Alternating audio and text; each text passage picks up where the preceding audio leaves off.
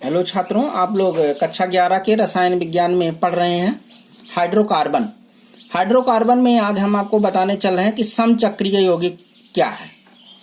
समचक्रीय यौगिक वे हैं यदि किसी चक्रीय यौगिक में उपस्थित चक्रीय श्रृंखला के सभी अवयव परमाणु या कार्बन परमाणु हो तो इसे चक्रीय यौगिक या कार्बोचक्रीय या समचक्रीय यौगिक कहते हैं। जैसे बेंजीन है, साइक्लोहेक्सेन है। देखिए 1 2 3 4 5 6 इसमें जितने हैं चक्रीय क्रम में सब कार्बन ही हैं, यानी चक्रीय क्रम में कार्बन के अलावा और कोई अदर एलिमेंट नहीं होता है। इसके अलावा दूसरा है विषम चक्रीय यौगिक या हेटेरोसाइक्लिक कंपाउंड।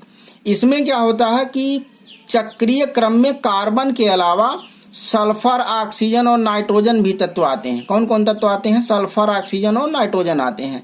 तो जब किसी कार्बनिक यौगिक के चक्रीय क्रम में नाइट्रोजन, सल्फर तथा ऑक्सीजन आ जाए तो उसे हम क्या कहते हैं? विषम चक्रीय यौगिक कहते हैं। जैसे आप देखिए पिरीडीन में चक्रीय क्रम में एक जगह पे नाइट्रोजन है, थायोफिन में चक्रीय क्रम में एक जगह सल्फर है और फ्यूरान में एक जगह चक्रीय क्रम में ऑक्सीजन है। तो पिरीडीन, थायोफिन, फ्यूरान ये हमारे क्या हैं? सब ये हैं विषम चक्रीय यौगिक। अब आइए अगला जानते हैं कि एल्केन क्या है। एल्केन या पैराफिन तो वे सभी हाइड्रोकार्बन जिनमें सभी कार्बन परमाणुओं की चारों संयोजकताएं एकल बंध द्वारा संतुष्ट हो। कैसे? एकल बंध द्वारा संतुष्ट हो, उन्हें संतृप्त हाइड्रोकार्बन कहते हैं और इन्हीं संतृप्त हाइड्रोकार्बन को एल्केन भी कहते हैं।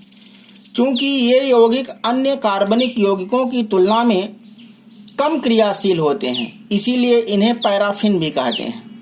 ऐसे यौगिकों का सामान्य सूत्र CnH2n+2 होता है, जहां n अणुसूत्र में कार्बन परमाणु की संख्या होती है और ये सब एक ही सजातीय श्रेणी के सदस्य होते हैं। अब आइए एक चार्ट के माध्यम से हम आपको बताते हैं कि स्मॉल n का मान, अणुसूत्र, साधारण नाम और IUPAC नाम।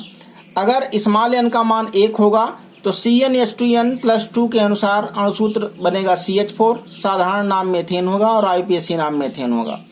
इसी प्रकार n का मान अगर 2 रखेंगे तो अणुसूत्र बनेगा C2H6, साधारण नाम होगा एथेन और IUPAC नाम भी इसका एथेन होगा।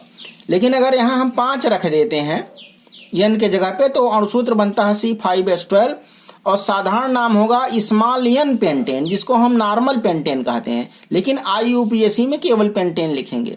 तो ऐसे सभी के नाम के आगे स्मॉल n लगा देंगे नॉर्मल और बाकी को क्या कर देंगे? n हटा लेंगे।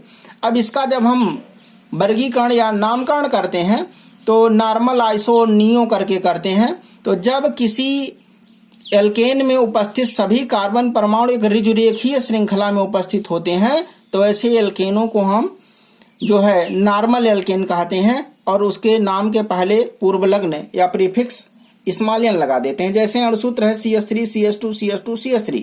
तो इसमें टोटल कार्बन की संख्या है 4 कार्बन को प्रोपेन बोलते हैं, लेकिन इसके पहले n लगा देंगे।